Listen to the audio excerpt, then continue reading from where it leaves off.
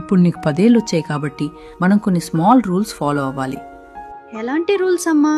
మొదటిది, నువ్వు ఏడవటం వల్ల అన్నీ సాల్వ్ కావు. ఏదైనా ప్రాబ్లం ఉంటే క్లియర్ది చెప్పాలి, ఏడ్చి సాధించకూడదు. That is called communication. రెండవది, నీ హోంవర్క్ నువ్వే చేసుకోవాలి, వేరే వాళ్ళ మీద డిపెండ్ అవ్వకూడదు. నీకేమైనా డౌట్స్ వస్తే హెల్ప్ అడగాలి. That is independence. మూడవది, బొమ్మలతో ఆడుకున్న తర్వాత వాటిని ఎక్కడ తీసావో అక్కడే పెట్టాలి. That is being organised. నాలుగవది, బ్యాడ్ వర్డ్స్ అస్సలు వాడకూడదు. That shows respect.